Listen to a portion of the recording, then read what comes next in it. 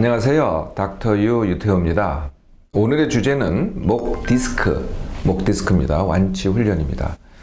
목 디스크 또는 목 디스크끼라는 진단을 알고 계신 분들이 자기가 그렇다는 분들이 굉장히 많더라고요. 네. 되게 증상의 시작은 그렇습니다. 여기가 아파요, 뒷목이. 네, 그러던가 또 동시에 이 어깨도 아파요. 네, 매우 아픕니다. 여기까지는 그냥 그런 대로 견디는 분도 많이 있더라고요. 약도 먹고 마사지도 받고 견디다가 이게 팔이 저려요.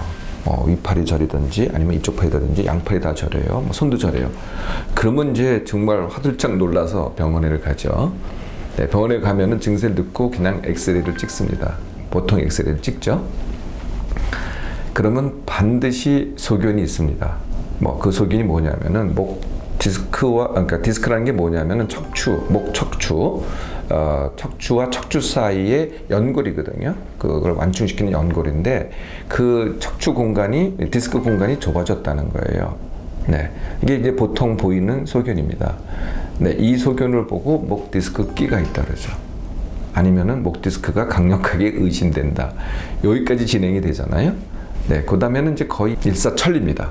네, 어떻게 진행되냐면은 확진을 하려면은 CT 또는 MRI를 찍어야죠.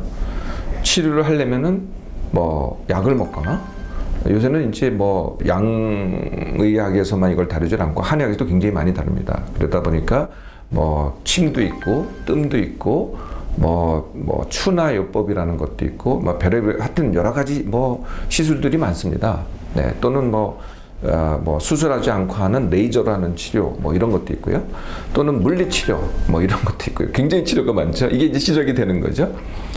그러다가 더 진행되면 뭐가 돼요? 정말 수술을 하자 그러죠. 이제 칼을 댑니다. 여기다 칼을 대고 칼을 댄 다음에 다시 레이저를 쏜다 이런 방법도 있는데요. 어쨌든 칼을 대는 거죠. 여기까지 이제 일사천리로 진행이 됩니다. 진행이 되는 이 근간에는 뭐가 있느냐? 네, 물론 이제 통증이 있고 저림이 있어요. 네, 저림이 있는데 사실은요, 목 디스크 또는 목 디스크 끼라는 진단을 들음으로써 뭐가 이 기저에 깔리냐면은 불안이 깔립니다. 불안. 네, 그래서 이거 나중에 내가 더 크게 악화되는 거 아니야? 통증이 더 심해지는 거 아니야? 아니면은 저리다가 내가 팔을 못 쓰게 되고서 불구가 되는 거 아니야? 라는 불안이 깔려 있는 거죠. 네, 그러다 보니까 그게 일사천리로 이렇게 진행이 됩니다. 자, 이렇게 뒷목이 아프고 어깨가 결리고 이 팔이 저려오는 이 증세를 여러분들은 목 디스크 또는 목 디스크 끼라고 들으셨는데요. 진짜 원인은 그게 아닙니다. 물론 목 디스크가 원인인 경우도 있기는 해요. 근데 진짜 원인은 목 디스크라는 것은 목 디스크가 튀어나와 가지고 신경을 누르는 거거든요. 그러니까 목 디스크가 신경을 누르는 게 아닙니다. 진짜 이유는 뭐냐면은 뒷목 또는 어깨 근육의 뭉침입니다. 이게 뭉쳐 있거든요. 그러니까 뭉치는 거를 여러분 다 경험해 보셨는데요. 어떤 걸 기억하시면 되냐면은 그 다리에 쥐 나는 거 있잖아요. 이게 아주 크게 뭉치는 겁니다. 다리에 쥐가 나는 거, 종아리에 쥐가 나는 거. 이게 이제 근육이 크게 뭉치는 거거든요. 굉장히 아프죠. 근데 그렇게 급작스럽게 뭉치는 게 아니고요. 서서히 매일매일 뭉치는 겁니다. 그래서 근육이 뭉치다 보니까 그 자체가 아파요. 네, 목이 아프고 어깨가 아프죠. 그리고 또 이게 더 심하다 보면은 어떤 현상이 일어나냐면은 이제 목에서 이 신경들이 나오는데 그것이 이 근육 사이를 지나가거든요.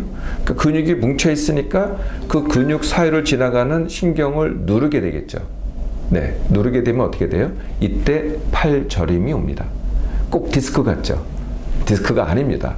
근육 뭉침에서 오거든요. 그러면은 왜 이렇게 이 목과 이 어깨 근육이 뭉치느냐? 이게 이제 더 중요한 이유가 되겠죠. 이게요, 우리의 삶에서 옵니다. 네, 우리의 삶이 하루 종일 긴장하고 살거든요. 네, 긴장하고 사니까 어떻게 돼요? 자꾸 근육이 뭉치게 되는 거죠. 긴장하면 근육이 뭉친다는 건 여러분들 다들 경험을 해보셨죠? 두 번째가요, 우리의 목의 자세입니다. 자, 목의 자세가 어떤 자세가 그러냐? 수구리 자세거든요. 그러니까 목을 숙이는 자세인데요. 한번 같이 보실까요? 현재는 이제 목을 바로 폈죠. 이럴 때는 문제가 없어요. 이럴 때 문제가 없는데 목을 한 이만큼만 숙여 보실래요? 네, 이만큼만 숙여서 뭐 예를 들면 스마트폰을 본다. 네, 한번 보는 연습. 네, 이렇게 보세요. 또는 책을 본다. 요 정도의 자세입니다. 그렇게 되면 어떻게 되느냐? 이 머리 무게가 있잖아요. 이 머리 무게가 이걸 받쳐주려니까 이 뒷목 근육이 어떻게 해야 돼요? 이게 당기고 있어야 돼요. 당기고 있으면은 이걸 당기고 있지 않으면은 머리가 떨어지겠죠. 무거워가지고. 네, 안 떨어지게 하려고 이 앞에 있는 근육은 전혀 쓰질 않고요. 뒤에 있는 근육만 씁니다. 목에 뒷목 근육하고 이 어깨 근육만 쓰거든요. 이게 뭐 하루 이틀에 된 게 아니고요. 그러니까 내가 몸을 긴장한 상태에서 이 자세를 유지하니까 계속 뒷목의 근육과 어깨 근육이 뭉치게 되는 거죠. 근데 이게 지나친 게 이 신경을 눌러서 우리가 소위 알게 되는 목 디스크 또는 목 디스크 끼라는 진단을 받게 되는 겁니다. 목 디스크 끼라는 그 진단, 이건 또 뭐냐? 근데 사실 많은 사람들이 그런 소견들이 있어요. 아마 저도 안 찍어보긴 했는데요. 찍어보면은 제 나이 때는 그 디스크 사이가 디스크의 공간이 좁아져 있을 겁니다. 그런데 이게 내가 이 소견이 있긴 한데, 그러니까 이제 엑스레이 보이는 건 그 소견밖에 없거든요. 엑스레이는 근육 뭉침이 안 나와요. 신경 눌림이 안 나와요. 오로지 뼈만 나오는데 뼈 사이에 디스크가 보이는 건 아니고 뼈 사이에 공간이 보이는 거거든요. 물론 이제 CT, MRI 찍으면 디스크가 나옵니다. 그래서 뭐 좁아져 있고 디스크가 튀어나올 수도 있고 디스크가 뭐 이렇게 신경을 누르는 소견이 보일 수도 있어요. 그럼에도 불구하고 이런 소견이 통증을 일으키고 저림을 팔저림을 일으키느냐? 아닙니다. 그건 별개의 소견이죠.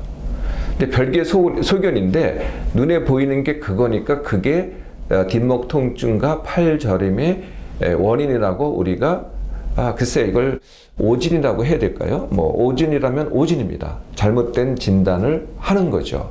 잘못된 진단을 하니까 잘못된 치료가 되는 거고 그래서 근본 원인이 해결되지 않는 겁니다.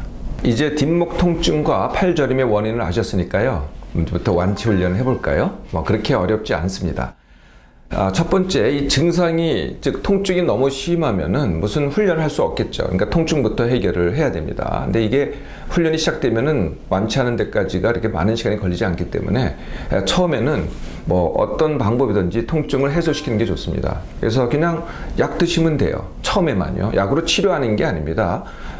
원인, 그러니까 근육 뭉침이나 이걸 해결하려면은 훈련해야 되는데 그 전에 그것 때문에 오는 통증을 갖다가 해소하는 거죠. 약을 이용하는 겁니다. 그래서 뭐 진통제 이런 거 이용하시면 됩니다. 또 찜질. 네, 어떤 분들은 뜨거운 찜질, 어떤 분들은 냉찜질 이런 게 이제 또 도움이 되는 경우가 많습니다. 이런 걸 이용하셔도 되고요. 이 잠자리가 많이 힘든 경우가 있어요. 목이 아파서 잠자리가 힘든 경우. 네, 이것도 좀 실험을 해보시면 되는데 사람마다 다 다릅니다. 어떤 자세로 뭐 어떤 분들은 이렇게 옆으로 누워서 편한 분들이 있고요. 어떤 분들은 바로 누워서 편한 분들이 있고. 근데 보통의 경우에는 푹신한 침대보다는 딱딱한 잠자리가 좋습니다. 네, 그래서 딱딱한 데는 되게 이제 제가 권하는 방법은 많이들 침대 생활을 하는데 방바닥에다가 요 깔고 자라는 거죠. 이게 이제 더 안정스럽습니다.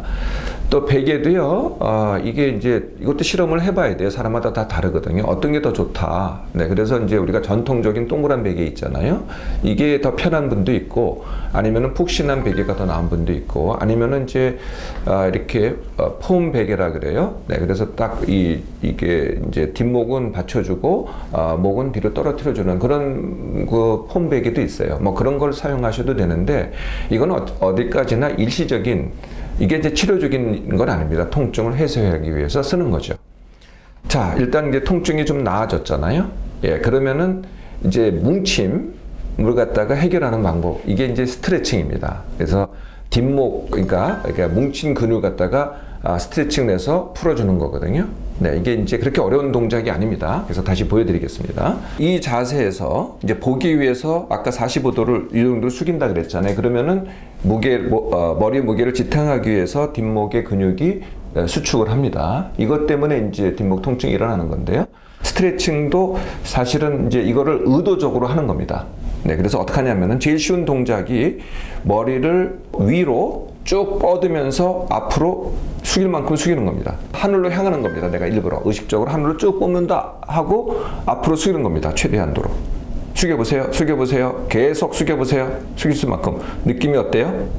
뒷목이 느낌이 뒷목 근육이 당겨지는 게 안 느껴져요? 느껴져요. 예, 이게 바로 스트레칭입니다. 자, 이렇게 되면은 요 뒷목 근육이 앞으로 더 길게 빼야 돼요. 뺀다는 표현이 더 맞을 것 같아요. 길게 빼세요. 네, 그러면은 점점 더 느껴집니다. 이거를 자꾸, 그러니까 뒷목을 갖다가 앞으로 길게 빼기. 네, 이거를 스트레칭 하는 겁니다. 네, 그 다음에 다시 또 제자리요.